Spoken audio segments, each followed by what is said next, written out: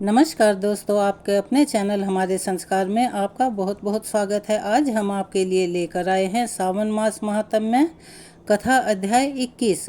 लेकिन उससे पहले अगर आप हमारे चैनल पर नए हैं और अभी तक आपने चैनल को सब्सक्राइब नहीं किया है तो आप सभी से हाथ जोड़कर निवेदन है कि प्लीज़ हमारे चैनल को सब्सक्राइब करें, वीडियो को लाइक करें, ज़्यादा से ज़्यादा शेयर करें ताकि इन कथाओं के श्रवण का लाभ और लोगों को भी मिल सके। बेल आइकन को दबाना ना भूलें ताकि हमारी आगे आने वाली वीडियो की जानकारी नोटिफिकेशन के जरिए आपको मिल जाया करे। चलिए एक बार मेरे साथ बोलिए, ओम नमः शिवाय, हर हर महादेव, बम बम भोले। जो श्राद्ध विधि का वृतांत कल की वीडियो में हम आपको सुना रहे थे, उसे जारी रखते हुए हम आपको ये बताना चाहते हैं, जैसा कि आप सभी जानते हैं, इन महात्म कथाओं के अंत में हम आपको एक कहानी कथा और भी सुनाते हैं। आपसे अनुरोध है कि आप इन दोनों कथाओं को पूरा सुना कीजिए। आगे बताते हुए महादेव जी कहते हैं कि जो मनुष्य अमावस्या को दूसरे का अन्न खाता है, उसका महीने भर का किया हुआ पुण्य अन्नदाता को मिल जाता है। अयनारंभ के दिन दूसरे के घर का अन्न खाए तो 6 महीने का, और विषुव काल में दूसरों के घर का भोजन करने पर 3 मास का पुण्य चला जाता है। अगर चंद्र ग्रहण और सूर्य ग्रहण के अवसर पर मनुष्य भोजन करे तो 12 वर्षों से एकत्र किया हुआ सब पुण्य नष्ट हो जाता है। संक्रांति के दिन दूसरे का अन्न ग्रहण करने पर महीने भर से अधिक समय का पुण्य चला जाता है। आदि श्राद्ध अर्थात एकादशः श्राद्ध में पराह्न भोजन करने पर 3 वर्ष का पुण्य खत्म हो जाता है। मासिक श्राद्ध में भोजन करने पर 8 वर्ष का, और छमाही श्राद्ध में भोजन करने से आधे वर्ष का पुण्य नष्ट हो जाता है। जो अस्थि संचयन श्राद्ध में दूसरे का अन्न खाता है, उसका जन्म भर का पुण्य चला जाता है। जो मरे हुए मनुष्य की शैया का दान लेता है, और जो वेद के अध्ययन को बेचता है, और जो ब्राह्मणों का धन हड़प लेता है, ऐसे लोगों की शुद्धि कभी नहीं होती। 1 मासा स्वर्ण, 1 गाय और आधी अंगुल भूमि भी जो चुराता है, वह प्रलय काल तक नरक में पड़ता है। ब्रह्म हत्या, मदिरा पान, दरिद्र के धन का अपहरण, गुरु पत्नी गमन तथा सोने की चोरी, यह पाप स्वर्ग में बैठे हुए पुरुष को भी नीचे गिरा देते हैं। चिता के काष्ठ समूह का अर्थात चिता की लकड़ियों का और वेद बेचने वाले ब्राह्मण का अगर भूल से भी स्पर्श हो जाए तो स्नान अवश्य करना चाहिए। वेद बेचने वाला पुरुष द्रव्य के लिए जितने वेदाक्षरों को प्राप्त होता है, जो वेद की शिक्षा लेकर उसके बदले में ब्राह्मण को दान देता है, वह पहले नरक में जाता है, उसके बाद वह ब्राह्मण भी नरक में गिरता है। देवी वेदज्ञ ब्राह्मण भी अगर बलि वैश्वदेव नहीं करते तथा अग्निहोत्र आदि गृह कर्म से अलग रहते हैं तो उन्हें शूद्र ही जानना चाहिए। जिन ब्राह्मणों ने अध्ययन नहीं किया है, जो अग्निहोत्र से रहित तथा अपने आचार से हीन हैं, वे सभी शूद्र जाति के हैं। जो शयाह के दिन श्रद्धापूर्वक पिता का श्राद्ध नहीं करता, वह मनुष्य द्विज होने पर भी शूद्र के ही समान है। जो ब्राह्मण मृतक श्राद्ध, सूर्य ग्रहण, चंद्र ग्रहण, गजत छाया और सूतक में भोजन करता है, उसके साथ शूद्रोचित बर्ताव करें। ब्रह्मचारी, सन्यासी, शिल्पी तथा यज्ञ दीक्षित पुरुष को और यज्ञ विवाह तथा सत्र में कभी सूतक नहीं लगता। शिल्पी, नट, दूत, सूदखोर ब्राह्मणों के साथ शूद्रोचित व्यवहार करना चाहिए। जो निषिद्ध कर्मों में संलग्न, पाखंडी, दुष्ट, पापी, दुष्कर्मी और पापाचारी हो, वह ब्राह्मण शूद्र के समान माना गया है। बिना स्नान किए भोजन करने वाला विष्ठा भोजन करता है। बिना जप किए खाने वाला पीप और रक्त खाता है। बिना हवन किए आहार करने वाला कीड़े खाता है। और देवता, अतिथि आदि को दिए बिना भोजन करने वाला पुरुष मानो मदिरा पीता है। राजा का अन्न तेज हर लेता है, शूद्र का अन्न ब्रह्म तेज को नष्ट कर देता है, और सुनार का अन्न आयु ले लेता है। कारीगर का अन्न संतान का नाश करता है, धोबी का अन्न बल को क्षीण करता है। किसी समूह या संस्था का अन्न तथा वेश्या का अन्न स्वर्ग आदि पुण्य फलों को नष्ट कर देता है। वैद्य का अन्न पीप, व्यभिचारी का अन्न वीर्य, अधिक ब्याज लेने वाले का विष्ठा और हथियार बेचने वाले का अन्न मल के समान त्याज्य है। ब्राह्मण मांस, लाख और नमक बेचने से तत्काल पतित हो जाता है, और दूध बेचने से 3 दिन में शूद्र के समान हो जाता है। रस को रस से बदलना चाहिए, किंतु रस देकर नमक कभी भी नहीं लेना चाहिए। पके अन्न को कच्चे अन्न से बदला जा सकता है। तिल को उसी के बराबर धान्य से बदलना चाहिए। जो ब्राह्मण तिलों से भोजन, उपटन और दान से अलग कोई दूसरा व्यापार आदि कर्म करता है, वह कीड़ा होकर अपने पितरों के साथ कुत्ते की विष्ठा में डूबता है। पुआ, सोना, गऊ, घोड़ा, पृथ्वी और तिल का दान लेने वाला ब्राह्मण अगर विद्वान ना हो तो उसे ग्रहण करके काष्ठ की भांति जल जाता है। दान में लिया हुआ स्वर्ण आयु का तथा रत्न अपने शरीर, पुत्र, पौत्र, प्रपौत्र, दोहित्र तथा कुल में होने वाले अन्य पुरुषों का नाश कर देता है। 5 योजन के भीतर भी अगर अपने गुरु का आगमन सुनाई पड़े तो उनकी उपेक्षा कभी ना करें। मनुष्य सदा सत्पात्र को ही दान दे। जो कहीं दान दिया जाता हुआ देखकर लोभवश उसे मांगने लगे तो विद्वान पुरुषों को चाहिए कि उसे कदापि दान न दें, क्योंकि लोलुपता या चपलता अच्छी नहीं होती। देवी अगर ब्राह्मण रस का विक्रय त्याग दे तो उसे सौभाग्य की प्राप्ति होती है। मांस का त्याग करने से संतान की आयु बढ़ती है। चीर और वलकल धारण करने से वस्त्र और आभूषण प्राप्त होते हैं। सच बोलने से मनुष्य स्वर्ग में क्रीड़ा करता है। अहिंसा धर्म के पालन से आरोग्य और दान देने से यश की प्राप्ति होती है। ब्राह्मण की सेवा करने से राज्य तथा द्विजत्व को पा लेता है। देवताओं की सेवा करने से मनुष्य दिव्य रूप पाता है और अन्न दान से अभीष्ट भोगों की प्राप्ति हो जाती है। महादेव जी कहते हैं, देवी 4 प्रकार के जन्म और 16 प्रकार के दान व्यर्थ हैं तथा 4 प्रकार के जन्म उत्तम हैं और 16 प्रकार के दान महादान कहे गए हैं। अब इनका भी विवरण सुनो। पहला, कुपुत्र का जन्म व्यर्थ है। दूसरा, जो धर्म से बहिष्कृत है। तीसरा, जो परदेश में जाते हैं तथा चौथा, जो सदा पर स्त्रियों में आसक्त रहते हैं, उनका जन्म भी व्यर्थ है। अब 16 व्यर्थ दानों के बारे में सुनो। पहला, जो दूसरे के यहाँ भोजन करते हैं। दूसरा, पर स्त्री लंपट हैं, उनको दिया हुआ दान व्यर्थ है। तीसरा, एक बार देने से इनकार करके फिर जो दान दिया जाता है वह भी व्यर्थ है। चौथा, आरूढ़ पतित अर्थात सन्यासी होकर फिर गृहस्थ होने वाले को दिया हुआ दान तथा अन्यायपार्जित धन का दान भी व्यर्थ है। छठा, ब्रह्म हत्यारे को 7वां पतित, 8वां चोर, 9वां गुरु को प्रसन्न न रखने वाले, 10वां कृतज्ञ, 11वां ग्राम पुरोहित, 12वां अधम ब्राह्मण, 13वां शूद्र स्त्री से संबंध रखने वाले ब्राह्मण, 14वां वेद विक्रेता, 15वां जिसकी स्त्री का किसी जार पुरुष से संबंध हो गया हो तथा 16वां जो स्त्री के अधीन रहता हो। ऐसे ब्राह्मणों को दिए हुए दान सदा असफल रहते हैं। इस तरह यह 16 प्रकार के दान व्यर्थ हैं। अब देवी जिनका जन्म उत्तम है उनका परिचय भी सुनो।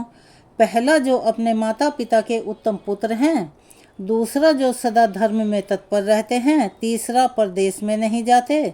चौथा, पराई स्त्रियों से विमुख रहते हैं। इन 4 प्रकार के मानवों का जन्म श्रेष्ठ है। अब दान के बारे में सुनो जो दान सफल माने गए हैं। पहला, गऊ। दूसरा, स्वर्ण। तीसरा, चांदी। चौथा, रत्न। 5वां विद्या। छठा, तिल। 7वां कन्या। 8वां हाथी। 9वां घोड़ा। 10वां शैया। 11वां वस्त्र। 12वां भूमि। 13वां अन्न। 14वां दूध। 15वां छत्र तथा 16वां आवश्यक सामग्रियों सहित ग्रह। इन 16 प्रकार की वस्तुओं के दान को महादान कहा जाता है। इसीलिए हे पार्वती, शठता छोड़कर श्रद्धा और विधि के साथ उत्तम देश में, उत्तम काल में और उत्तम पात्र को न्यायोपार्जित अर्थात न्याय के द्वारा अर्जित किया हुआ धन का दान देना चाहिए। जो वेद अध्ययन से संपन्न, योग निष्ठ, शांत, पुराण के ज्ञाता, पाप से डरने वाला, स्त्रियों के प्रति भाव रखने वाला, धर्मात्मा, गौओं को आश्रय देने वाला तथा सदाचार से युक्त हो, उसी को दान का उत्तम पात्र कहते हैं। सत्य, इंद्रिय संयम, तप, शौच, संतोष, ईर्ष्या का न होना, सरलता, ज्ञान, मन संयम, दया और दान, यह सद्गुण ही सुपात्र के लक्षण हैं। जो ऐसे श्रेष्ठ पात्र को समान बछड़े वाली, चांदी के खुर और सोने के सींग वाली सर्वगुण संपन्न एक गाय भी दान करता है, वह मेरे लोक में प्रतिष्ठित हो जाता है। जो मनुष्य ऐसी गाय को दान में देता है वह उत्तम गति को प्राप्त होता है। उसके ऊपर मैं सदा प्रसन्न रहता हूँ। जो गाय क्रोध करने वाली, दुष्ट, दुर्बल, रोगिणी तथा मूल्य न देकर लाई गई हो, उसका दान नहीं करना चाहिए। जो अतिथियों का प्रेमी, मन को वश में रखने वाला, अग्निहोत्री तथा धन के अभाव से कष्ट पाने वाला हो, अक्षोत्रिय ब्राह्मण हो, उसे दी हुई एक गाय भी अधिक गुणों वाली होती है। जो ज्ञान दुर्बल ब्राह्मण गाय को बेचता है वह गोदान लेने का अधिकारी नहीं है, उसे ब्राह्मण नहीं मानना चाहिए। गाय, घर, शरण तथा कन्या, यह वस्तुएं अनेक पुरुषों को नहीं देनी चाहिए। इनमें से एक वस्तु एक ही व्यक्ति को देनी चाहिए। अगर एकादशी दशमी से विद्वहों और द्वादशी का क्षय हो गया हो तो उस दिन नक्त व्रत करें, अर्थात एक समय भोजन करें। उस दिन उपवास का विधान नहीं है। जो एकादशी में उपवास करके त्रयोदशी को पारण करता है उसकी 12 द्वादशियों का फल नष्ट हो जाता है। इसीलिए एकादशी का उपवास रखने वाले भक्तों को द्वादशी तिथि में ही व्रत का पारण यानी कि अपना व्रत खोल लेना चाहिए। उपवास और श्राद्ध के दिन काष्ठ से दंत धावन ना करें, अर्थात लकड़ी से दांत साफ ना करें। दर्श, पौर्णमास तथा पिता का वार्षिक श्राद्ध पूर्व विद्या तिथि में ही करना चाहिए। जो ऐसा नहीं करता वह नरक में पड़ता है, उसकी संतान की हानि बताई गई है और वह दुर्भाग्य को प्राप्त होता है। द्रव्य अर्थात धन के अभाव में एक ही ब्राह्मण के द्वारा 6 पिंड वाला श्राद्ध करें। उसमें पिता आदि के लिए 6 अर्घ स्थापित करके उन्हें विधि पूर्वक निवेदन करें। ब्राह्मण के हाथ में जो अन्न जाता है उसे पिता भोजन करते हैं। मुख में पितामह खाते हैं। तालु भाग में स्थित होकर प्रपितामह उस अन्न को ग्रहण करते हैं। ब्राह्मण के कंठ में मातम, हृदय में प्रमातम और नाभि में वृद्ध प्रमातम महा स्थित होकर इस अन्न को ग्रहण करते हैं। ब्राह्मण अगर ना मिले तो कुश का ब्राह्मण बनाकर रखें और उसके संविधान में यानी कि उसके सामीप्य में ही श्राद्ध कार्य पूर्ण करें। देवी, यह सभी पुराणों से उनका सार निकालकर कहा गया है। जो नास्तिक, चुगलखोर और वेदों का निंदक हो उसे कभी भी इसका उपदेश नहीं देना चाहिए। आज की कथा को हम यहीं विराम देते हैं। इससे आगे का वृतांत आप हमारे अगली वीडियो में सुनिएगा। अगली वीडियो में आप गौतम मुनि और प्रेत के संवाद के बारे में तथा प्रेतों का उद्धार और प्रेत तीर्थ की उत्पत्ति कैसे हुई इसके बारे में जानेंगे। तो चलिए अब हम आपको आज की कथा सुनाते हैं। मरने के बाद स्वर्ग के द्वार पर 4 आदमी खड़े थे। इन 4 व्यक्तियों में सबसे पहला तो एक राजा था, दूसरा एक व्यवसायिक था, तीसरा एक पंडित और चौथा था एक आम आदमी जो कि एक मजदूर था। किसी को भी यह नहीं पता था कि मृत्यु के बाद स्वर्ग के अंदर प्रवेश कौन कर पाएगा, किसको वहीं से वापस लौटा दिया जाएगा। सब स्वर्ग का दरवाज़ा खुलने की राह देख रहे थे और आपस में बातें कर रहे थे। जैसे कि राजा को मरने से पहले ही आदत थी तो उसने सबसे पहले अपनी बात बताई। राजा ने कहा, मैं बहुत प्रसिद्ध राजा हूँ और मैंने धरती पर रहते हुए बहुत नाम कमाया है, इसीलिए मुझे तो पूरी संभावना है कि मैं ही स्वर्ग में जाऊँगा। फिर व्यापारी ने अपनी बात सामने रखी और वह कहने लगा कि मैंने धरती पर बहुत धन कमाया है, उस धन से मैंने सैकड़ों लोगों की मदद की है, इसीलिए स्वर्ग के अंदर जाने का असली हकदार तो मैं ही हूँ।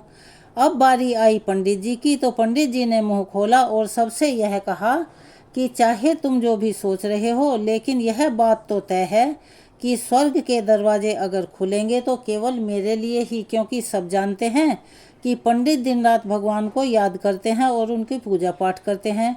इसीलिए यह स्वाभाविक है कि स्वर्ग में पंडित का स्वागत किया जाएगा। जब सबने अपना अपना पक्ष एक दूसरे के सामने रख दिया तब सबकी नज़र उस मजदूर पर पड़ी। वह मजदूर चुपचाप नीचे नजरें किए बिना कुछ बोले वहीं पर खड़ा हुआ था। तभी स्वर्ग का दरवाज़ा खुला और वहाँ पर एक देवदूत आकर खड़ा हो गया। उस देवदूत के हाथों में एक पुस्तक थी जिसमें इन सभी के कर्मों का लेखा जोखा लिखा हुआ था।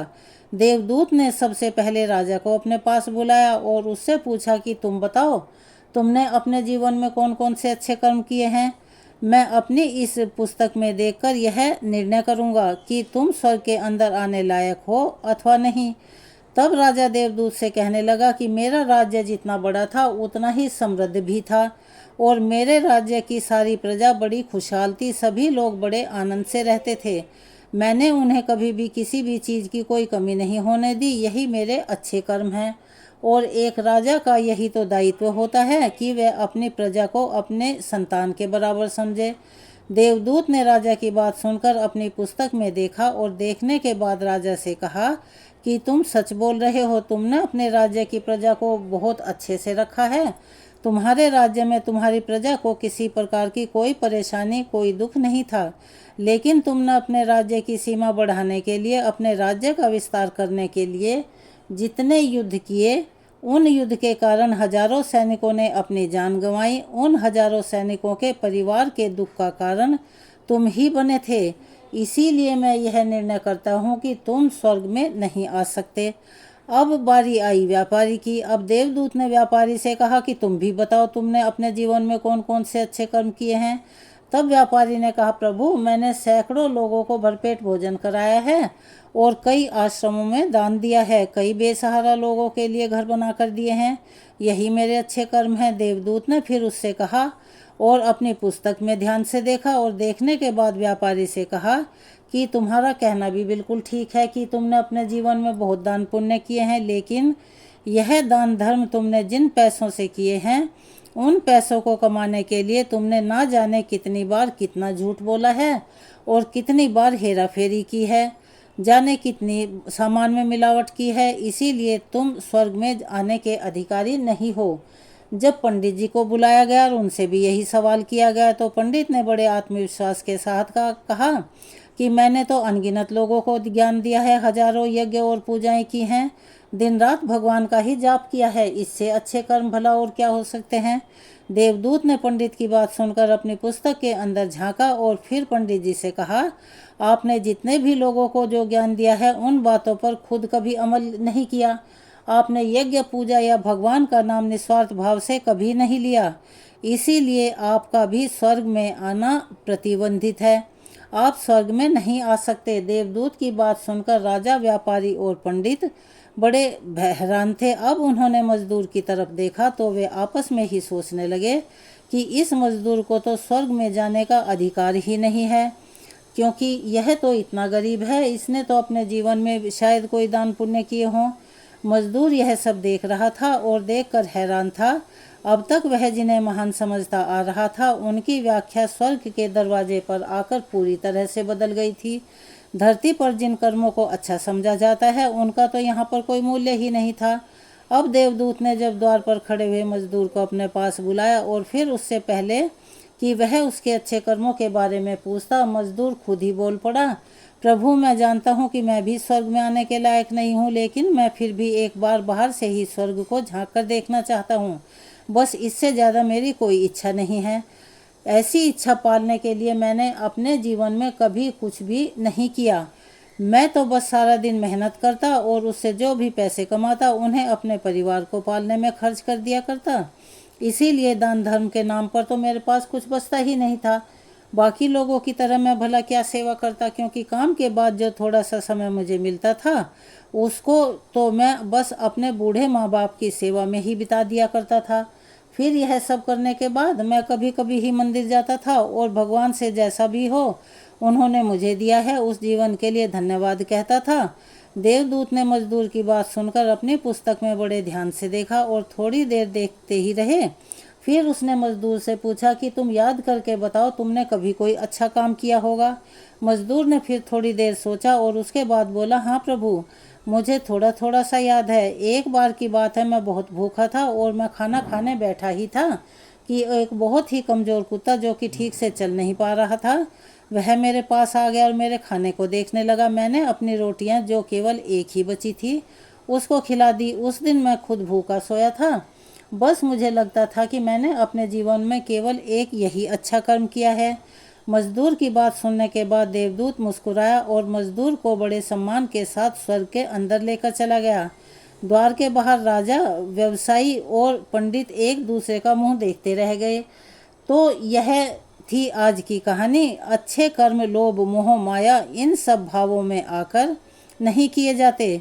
ना ही उन्हें अच्छे कर्मों की श्रेणी में गिना जाता है, बल्कि निस्वार्थ भाव से, बिना किसी लालच के, बिना किसी स्वार्थ के एक भी अच्छा काम यदि आपसे हो जाए तो वह आपके जीवन भर के सभी पापों को नष्ट करने की सामर्थ्य रखता है।